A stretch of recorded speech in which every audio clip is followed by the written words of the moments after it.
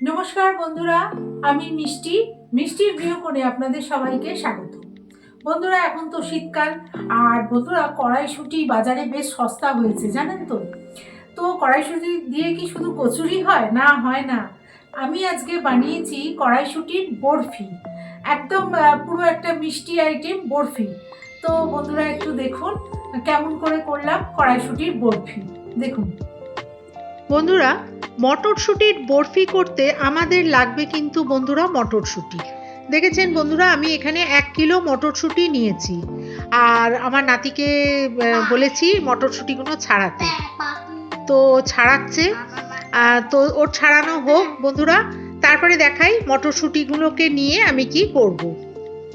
বন্ধুরা দেখুন, আমাদের সমস্ত কড়াইশুঁটিগুলো ছাড়ানো হয়ে গেছে। এবার আমি একটা নিয়েছি মিক্সির জার। এবার এই জারের মধ্যে সমস্ত কড়াইশুঁটিগুলো দিয়ে দেবো, দিয়ে এগুলোকে আমার বন্ধুরা পেস্ট করতে হবে। শুধু কড়াইশুঁটি দেবো না বন্ধুরা, কড়াইশুঁটির মধ্যে দিয়ে দেবো বন্ধুরা 1/2 কাপ সুজি। এই সুজিটাও কড়াইশুঁটির সঙ্গে একই সঙ্গে পেস্ট হবে।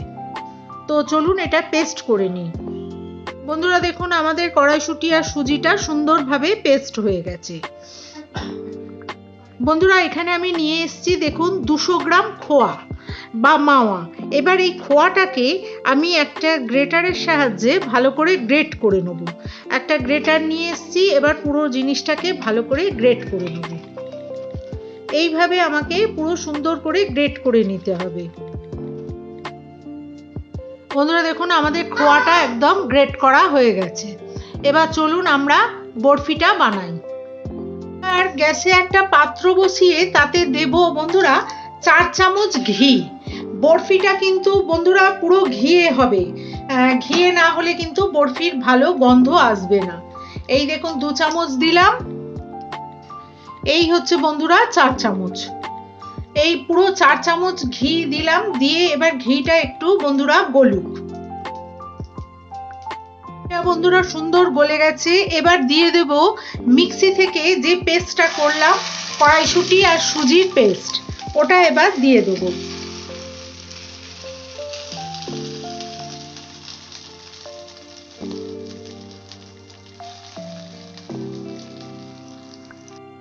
বন্ধুরা এবার এই ঘিয়েতে এই যে কড়াইশুঁটির যে পেস্ট, সেইটাকে ভালোভাবে নাড়তে হবে, যাতে কড়াইশুঁটির একটা কাঁচা গন্ধ আছে সেটা যেন চলে যায়। এটা ভালো করে ভেজে ফেলতে হবে।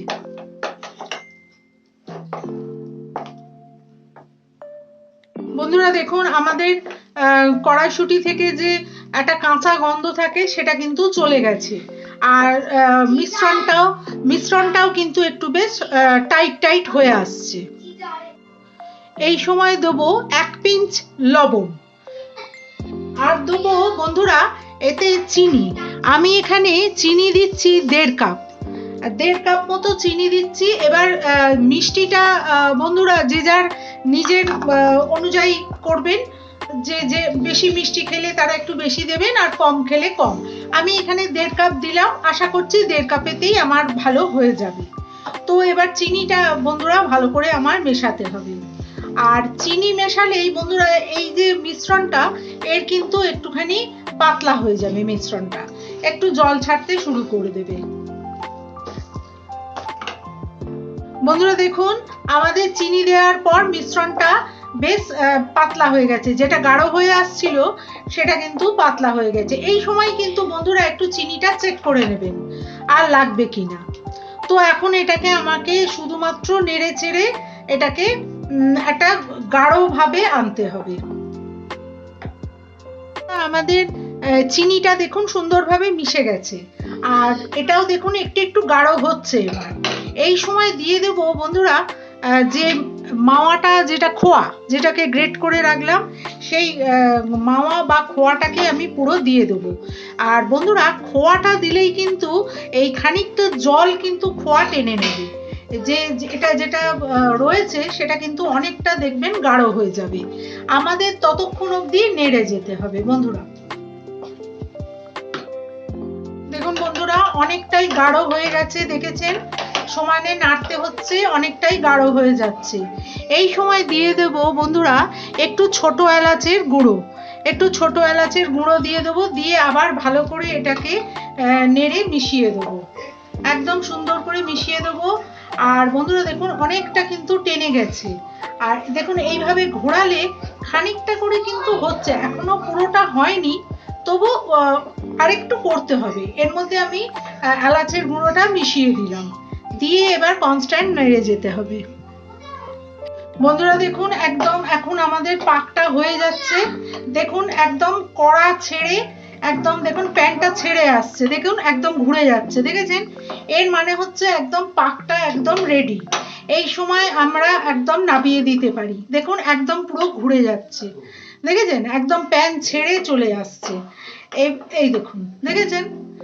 মোটামুটি আমাদের কড়াইশুঁটির যে বরফির যে পাক, সেটা কিন্তু আমাদের রেডি হয়ে গেছে। এবার আমরা এটাকে নামিয়ে দেবো। বন্ধুরা দেখুন আমি একটা থালাতে একটু ঘি ব্রাশ করে নিয়েছি, এবার এর ওপর ওই যে যেটা পাক হলো সেটা এবার নামিয়ে দেবো।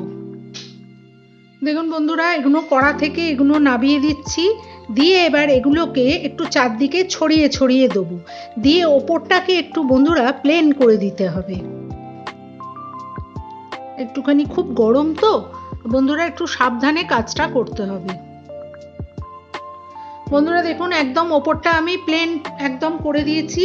এবার আমি একটুখানি গুঁড়ো মানে এমনি ছড়ানো একটুখানি কাজু বাদাম আর একটু পেস্তা এই দিয়েছি। এগুলোকে বন্ধুরা এই গরম অবস্থাতেই একটু চেপে চেপে দিতে হবে, তাহলে সুন্দরভাবে এগুলো সেট করে যাবে চারদিকে। যখন কাটা হবে বন্ধুরা, যখন কাটা হবে তখন এই এক একটা মুখে পড়লে ভীষণ ভালো লাগবে, কিন্তু এখন কিন্তু কাটা যাবে না, কারণ এখন প্রচণ্ড গরম আছে। আর এটা বন্ধুরা বরফিটা একটু জমবে, প্রায় 3-4 ঘন্টা এইভাবেই আমাকে রেখে দিতে হবে। 3-4 ঘন্টা পর দেখবেন আস্তে আস্তে সুন্দরভাবে বসে গেছে, আর একদম পুরো সুন্দর পিস পিস হয়ে একদম কড়াইশুঁটির বরফি হয়ে যাবে। তো বন্ধুরা আমরা এখন এটাকে একটুখানি সুন্দর করে এই যে দিয়ে এবারে জমাতে দেবো এগুলো।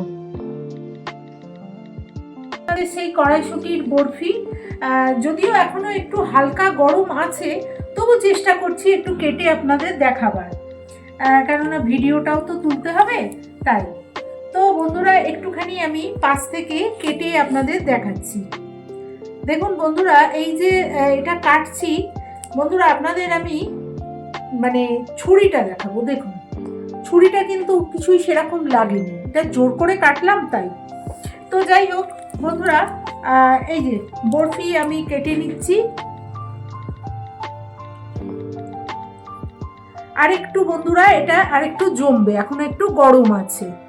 তো এই দেখুন বন্ধুরা বরফি আমাদের হয়ে গেছে, একদম সুন্দর বরফি।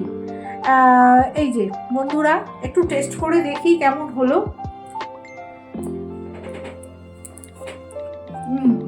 দারুণ হয়েছে বরফি। আমি টেস্ট করি না, কিন্তু আজ করে দেখলাম, অসম্ভব সুন্দর হয়েছে। তো বন্ধুরা আপনারাও কিন্তু একটু করে দেখবেন, করে খাবেন, খেয়ে আমায় বলবেন কেমন লাগলো কড়াইশুঁটির বরফি। তো ভালো লাগলে একটা লাইক কমেন্ট শেয়ার করে আমার পাশে থাকবেন। আপনারা সবাই ভালো থাকবেন, সুস্থ থাকবেন, আর সুন্দর করে নতুন বছর এনজয় করুন, এই কামনাই রইল। আজ এখানে আসি, টাটা, হ্যাপি নিউ ইয়ার।